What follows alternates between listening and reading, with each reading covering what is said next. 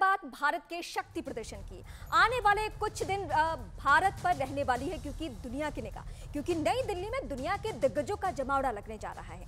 9 और 10 सितंबर को G20 सम्मेलन के लिए भारत पूरी तरह से तैयार है। भारत पहली बार G20 की अध्यक्षता कर रहा है, इस लिहाज से भी ये मेगा शो काफी अहम है। G20 में शामिल देश दुनिया की 80% से ज्यादा की इकोनॉमी का प्रतिनिधित्व करते हैं।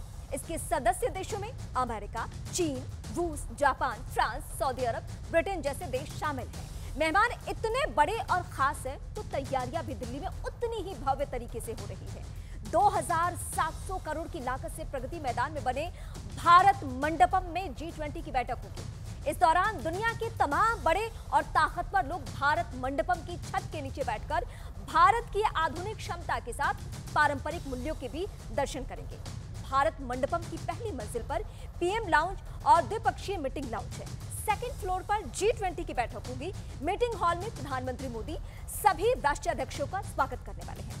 थर्ड फ्लोर पर 7000 लोगों की बैठने की क्षमता वाला ऑडिटोरियम है, जबकि चौथी फ्लोर को विंडो टू दिल्ली का नाम दिया गया है, जहां से कर्तव्य पथ के साथ इंडिया गेट और राष्ट्रपति भवन के सभी गुंबद नजर आते हैं। इसके अलावा 26 पैनल वाली एक डिजिटल वॉल भी भारत मंडपम में तैयार की गई है, जिसके जरिए भारतीय लोकतंत्र की कहानी को दिखाया जाएगा। इसके अलावा दिल्ली की सड़कों पर भी मेहमानों के भव्य स्वागत का पूरा इंतजाम किया गया है। विदेशी डेलीगेट्स के काफिले जिन रास्तों से गुजरेंगे, उन तमाम रास्तों को आकर्षक वॉल पेंटिंग्स के जरिए सजाया गया है। इन कलाकृतियों में रामायण, महाभारत और विष्णु अवतार के दर्शन होंगे।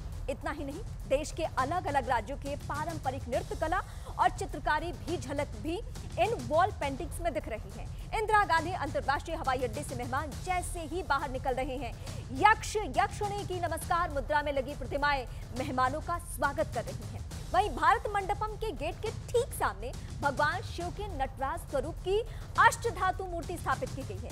27 फीट ऊंची और 21 फीट चौड़ी मूर्ति को तैयार करने के लिए 9वीं से 12वीं सदी की तकनीक का इस्तेमाल किया गया है। इसके अलावा भारत मंडपम में एक शिल्प बाजार भी सजाया गया है। इस बाजार से विदेशी मेहमान खरीदारी भी कर सकेंगे। मेहमानों को होटल में राजस्थानी शैली की चांदी की परत चढ़े बर्तनों में खाना परोसा जाएगा। इसी तरह नाश्ते से लेकर रात के खाने तक की क्रॉकरी बेहद खास तरह से डिजाइन की गई है। इस बड़े मौके को खास बनाने के लिए केंद्र सरकार मिशन मोड में काम कर रही है। खुद पीएम मोदी एक एक डेवलपमेंट की जानकारी ले रहे हैं। तो प्रधानमंत्री मोदी ने आज एक के बाद एक 2 बार कैबिनेट के साथ बैठक की है और ये महत्वपूर्ण जानकारी इस वक्त हम आपको दे रहे हैं, जहां प्रधानमंत्री मोदी रात 8 बजे जकार्ता के लिए निकलेंगे, जबकि सुबह 3 बजे पीएम जकार्ता पहुंचेंगे। कल सुबह 7 बजे वो आसियान समिट के वेन्यू के लिए रवाना हो जाएंगे। सुबह 8:45 पर ईस्ट एशिया समिट में वो हिस्सा लेने वाले हैं और इसके बाद सुबह 11:45 पर पीएम भारत के लिए रवाना हो जाएंगे।